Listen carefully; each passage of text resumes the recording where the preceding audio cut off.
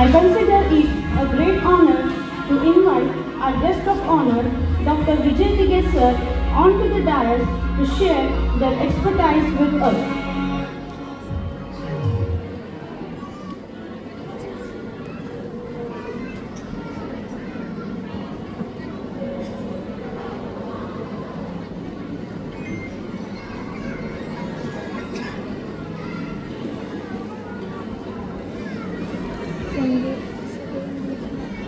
Hello, good evening सर्वांना. नमस्कार. खूप छान असा कार्यक्रम आणि आज स्पेशली गेस्ट म्हणून मला बोलवल्याबद्दल स्कूलचे प्राचार्य गुजर मॅडम, त्याचबरोबर भाटिया मॅम, राव मॅम यांना मी खरंच खूप मनापासून धन्यवाद देतो. खूप मोठा योगायोगाचा पाहायला मिळाला. ज्या शाळेमध्ये माझा मुलगा शिकतो त्याच शाळेमध्ये मला गेस्ट म्हणून बोलवलं, त्याबद्दल खूप असं मनापासून धन्यवाद. बऱ्याच प्रोग्रामला मी जातो आणि अशा ह्या शाळेच्या प्रोग्रामला खास करून मला बोलवलं. छोट्या मुलांच्या सत्कारासाठी खूप मन बहरून आलं. मी सुद्धा ज्या वेळेला शाळेमध्ये शिकत होतो त्यावेळेला सुद्धा आम्हाला अशाच पद्धतीचे प्राइज डिस्ट्रीब्युशनला जायला एवढा आनंद व्हायचा आणि त्या मुलांच्या चेहऱ्यावरचं जे हास्य आहे ते पाहून अगदी गहिवरून आल्यासारखं वाटलं. एवढ्या कला क्रीडा या शाळेमध्ये राबवतात. मला गुजर मॅडमने सांगितलं की प्रत्येक डे हा स्पेशली आमच्या इथे सेलिब्रेट केला जातो.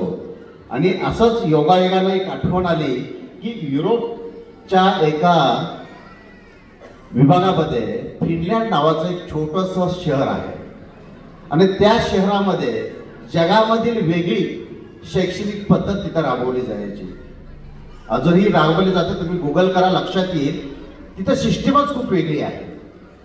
तिथली मुलं आपल्या भारतात सुद्धा येतात कल्चर ॲक्टिव्हिटी प्रोग्राम म्हणून आणि त्याच्यामध्ये तिथं शिकवलं जायचं की तुम्ही स्ट्रेसफुल लाईफ कसं जगायचं, विविध कला क्रीडा गुणांना वाव मिळेल यासाठी त्यांचा प्रयत्न चालू असतो. तिथं अगदी अक्षरशः कुठलंही मेरिट हा नावाचा प्रकार नसतो. ग्रेडिंग सिस्टीम असते. आता सध्या आपल्याकडे पण ग्रेडिंग सिस्टीम आलेली आहे. ते ग्रेडिंग सिस्टीम असते. त्याच्यामध्ये थोडंसं विचारल्यावरती असं त्याच्या लक्षात आलं की जे मेरिट लिस्ट असते की एक एक पॉईंट, दोन दोन पॉईंट, त्याच्यामुळं मेंटल स्ट्रेस हा खूप प्रचंड पालकांच्या बरोबर विद्यार्थ्यांवरती येत असतो. आपण प्रत्येक मुलगा आपला मेरिटमध्ये आला पाहिजे आणि एक्झाम झाली की पहिला प्रश्न असतो किती पर्सेंटेज मुलाला मिळालेले आहेत हे विचारण्याचं. म्हणजे पालक सकाळपासून संध्याकाळपर्यंत जॉब करत असतात. गृहिणी असेल किंवा एखादी जॉब होल्डर लेडीज असेल तर ती सुद्धा सकाळी 5 वाजता 6 वाजता उठून एक शेड्यूल चालू असतं आणि त्यांच्या डोक्यावरती बिंबवलं जातं की आपला मुलगा हा मेरिटमध्ये आला पाहिजे, टॉपमध्ये आला पाहिजे. प्रत्येक आईवडील मुलाची इच्छा असतेच. थोडंसं मला तिथं फिनलँडच्या विद्यार्थ्याशी संवाद केला की कल्चर ॲक्टिव्ह सेंटर इंडियामध्ये आल्यानंतर कळलं की तिथं असं काही नसतं. तिथं मुलाच्या स्कॉलरला जी कलागुण आहे त्याला तिथं वाव दिला जातो. शाळेमध्ये जर बघायचं झालं तर शाळेमध्ये सुद्धा असा ड्रेस कोड वगैरे तिथं कोणताही नाही. एकदम रिलॅक्स राहणं. त्याच्यामुळं प्रत्येक 25 मिनिटाच्या लेक्चरला एक 20 मिनिटाचा गॅप. प्रत्येक लेक्चरला 20 मिनिटं मुलांना फ्रेश. ह्याचं उदाहरण असं घ्यायचं झालं सकारात्मक तर तुम्ही आपला मुलगा घरी आला की कुठलंही बर्डन त्याला द्यायचं नाही. आला की लगेच होमवर्क आलाय, होमवर्क कर, होमवर्क पूर्ण झालाय का. ह्याच्यामुळं काय होतं, घरामध्ये एक सायकॉलॉजिकली वातावरण बदलतं. आता त्याच्यामध्ये पालकांना त्रास होतो. पालकांचा बीपी हाय व्हायला लागतो. शेजारच्या मुलाला जर 2 किंवा एखादा जरी मार्क वाढला लगेच संध्याकाळी लगेच व्हॉट्सअपला कॉल येणं, तुझ्या मुलाला किती पडलं, माझ्या मुलाला किती पडलं, मग माझ्या मुलाला एवढी कमी पडली.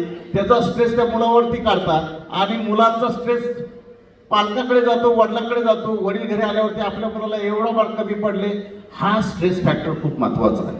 आणि त्याच्यामुळे काय होतं, एक पिढी तयार करायला जातो आणि दुसऱ्या पिढीची थोडीशी वीकनेस तर जाणवते. पालकांना, आई वडिलांना कुठं डायबेटीज, कुठं blood pressure, irritability, mental stress, depression ह्यासारख्या आजाराला अटॅचमेंट होऊ लागते. त्यासाठी थोडंसं का होईना फ्रीडम एकदम मुलांना द्या, मुलांच्या कलागुणाला वाव द्या.